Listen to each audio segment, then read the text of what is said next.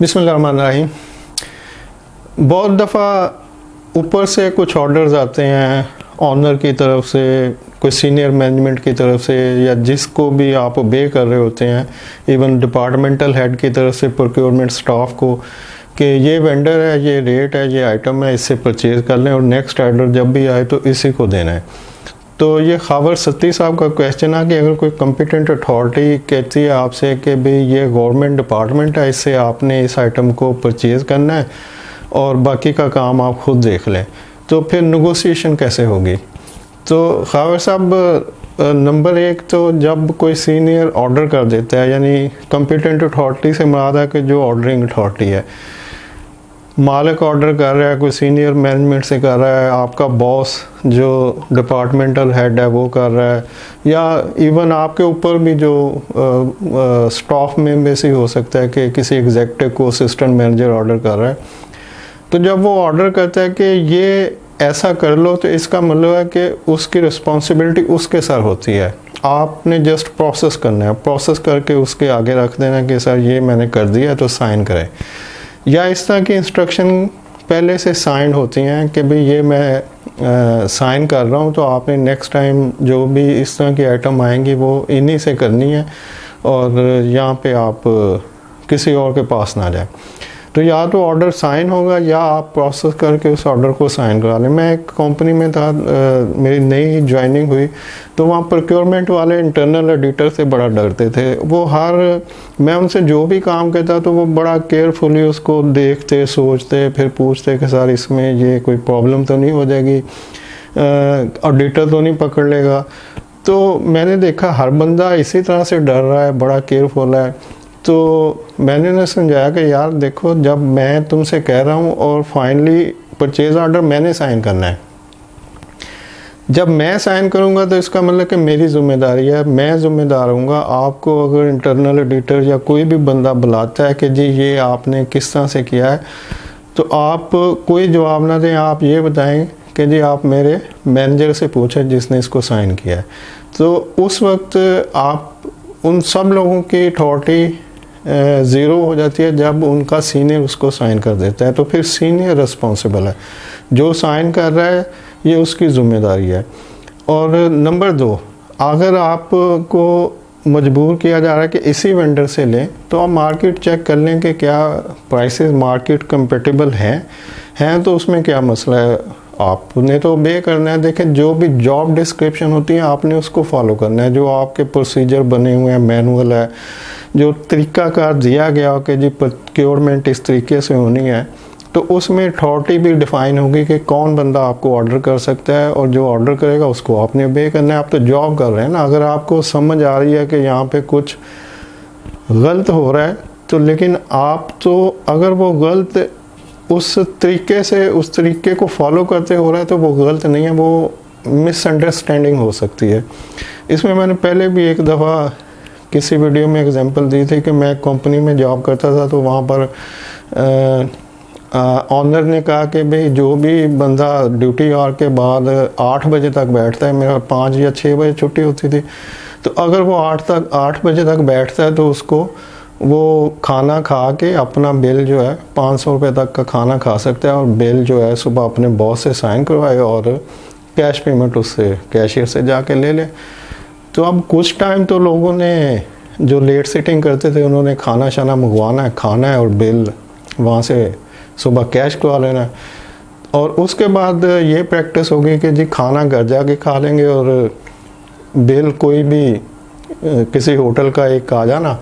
और उस पे साइन को आने और कैशियर से 500 रुपया ले लेना। थोड़े टाइम में पता चला कि हर बंदा जो है वो एक ही किस्म के बिल ला रहा है, यानी कि किसी ने एक बुक प्रिंट करवाई हुई है और उसी का बिल उतार के वो अपना 500 रुपया लिखता है और कैश ले लेता है। अब अकाउंट्स वालों ने उस पर थोड़ा शोर शुरू कर दिया कि भाई ये तो फ्रॉड हो रहा है, लोग खाना नहीं खाते और बोगस बिल ला के तो पेमेंट ले लेते हैं। तो अब वो चले गए सीईओ के पास जिन्होंने ऑर्डर किया था कि सर ये इस तरह से लोग फ्रॉड कर रहे हैं, ये तो गलत बात है कि वो खाना नहीं खाते और बिल ले आते हैं। तो अब उन्होंने कहा कि अच्छा इसको ऐसे करते हैं, इसको डॉक्यूमेंटेड कर देते हैं, मैं एक सर्कुलर इशू करवा देता हूँ कि जो भी लेट सीटिंग में 8 बजे तक बैठेगा उसको 500 रुपया एंटाइटल्ड होगा, खा वो खाए या ना खाए। तो अब जब ये रिटर्न सर्कुलर हो गया और वो बिल की कंडीशन ख़त्म हो गई, तो अब सेम वही प्रैक्टिस हो रही थी कि जो लोग सिटिंग में बैठते थे वो सुबह आके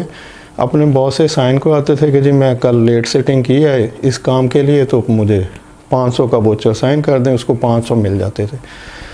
तो काम एक ही हो रहा था, लोगों की अंडरस्टैंडिंग वो उसको डिफरेंट तरीक़ों से समझ रहे होते हैं। तो जब तक चीज़ें समझ नहीं आती तो वो गलत साइड पे भी ली जा सकती हैं कि शायद कोई फ्रॉड हो रहा है, करप्शन हो रहा है। और जब चीज़ें समझ आती हैं तो फिर पता लगता है कि नहीं ठीक है, इसमें कुछ ये बेहतरी थी या हिकमत थी। जो लोग ऊपर बैठे होते हैं उनका व्यू ज़्यादा होता है और जो लोग नीचे होते हैं उनका व्यू कम होता है। फॉर एग्ज़ाम्पल अगर आप एक बड़े मीनार के ऊपर जाके खड़े हों तो आपको पूरे शहर का व्यू नज़र आएगा, और आप वहाँ से खड़े ही नीचे अपने किसी दोस्त से कहेंगे कि यार वो देखो वहाँ पर ये हो रहा है, तो वो नीचे खड़ा कहेगा कि नहीं मुझे तो नहीं नज़र आ रहा है, यार तुम कहाँ से देख रहे हो। तो वो वाकई नीचे जो खड़ा है उसको नज़र नहीं आ रहा होता है, लेकिन जो ऊपर खड़ा है उसको नज़र आ रहा होता है। तो इस तरह जितने भी लोग ऊपर बैठे होते हैं, सीनियर मैनेजमेंट में बैठे होते हैं, ऑनर होते हैं, उनका व्यू ज़्यादा होता है, वो ज़्यादा ब्राइडन व्यू को देख रहे होते हैं। और जो निचले स्टाफ में लोग होते हैं वो उनका नॉलेज एक्सपीरियंस वो लिमिटेड होता है, वो बस उसी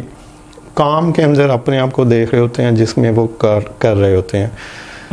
तो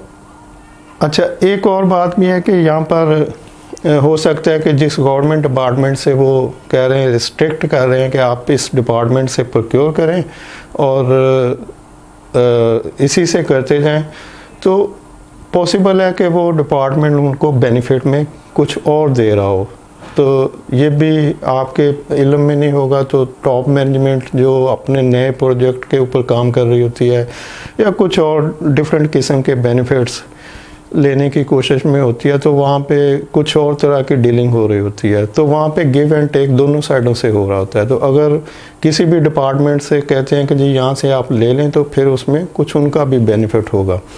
बहुत सी ऑर्गेनाइजेशन में जो टॉप लेवल के गवर्नमेंट ऑफिशियल्स होते हैं, आर्मी रिलेटेड लोग होते हैं, कोई और इन्फ्लुएंसर होते हैं, उनको रिटायरमेंट के जब कमर्शियल ऑर्गेनाइजेशन में बड़े बड़े ओहदों के ऊपर गाड़ियाँ और सैलरीज दे दी जाती हैं। उनका काम कुछ नहीं होता है, उनकी काम जस्ट चूँकि उनके पब्लिक रिलेशन होते हैं, उनके डिफरेंट डिपार्टमेंट में रिलेशंस होते हैं, तो उनका काम सिर्फ होता है कि मियाँ साहब को जब भी ज़रूरत हो तो वह वहाँ पे उनको फैसिलिटेट कर सकें, क्योंकि उनके सारी उम्र के रिलेशन होते हैं और बस उन्होंने यही काम करना। तो अब वो बंदे जो कि टेक्निकल जॉब कर रहे हैं, जीएम है, डायरेक्टर है, सुबह से शाम मशीनों पे खड़ा, तो वो कहेगा यार ये कर्नल साहब आके तो आराम से बैठे हैं, पूरे माह की सैलरी लेते हैं और करते कुछ भी नहीं है। लेकिन वो कर्नल साहब जो कुछ कर रहे होते हैं ऑनर के लिए, वो एक माह में एक काम जो है वो उस मशीन पे खड़े जीएम के पूरे माह की स्ट्रगल से मालिक को ज़्यादा फ़ायदा दे रहा होता है। तो भाई ये मेरा ओवरव्यू है कि जब आपको ऑर्डर मिलता है कि इस कंपनी को ये आइटम आप इससे लेते रहें, तो इट मीन्स कि आपके इल्म में कोई चीज़ नहीं हो सकती। फिर भी आपने कंपेयर करना है तो मार्केट को चेक कर सकते हैं, प्राइसेस को देख सकते हैं, और अदर देन प्राइस आप डिफरेंट चीज़ों के ऊपर जाके उसको अगर नेगोशिएशन नहीं हो सकती कि जी वेंडर फिक्स है और इसी से लेना है, तो प्राइस के अलावा आप बहुत सारी चीज़ों के ऊपर उनसे कर सकते हैं, जैसे कि टाइमली डिलीवरीज ले सकते हैं, आफ्टर सेल सर्विसेज में उनकी बेहतर असिस्टेंस ले सकते हैं, या कुछ और चीज़ें जहाँ पे आप समझें कि अगर हम ये चीज़ें मार्केट से लेते हैं तो ये बेनिफिट नहीं हो सकते, तो उनसे ले सकते हैं।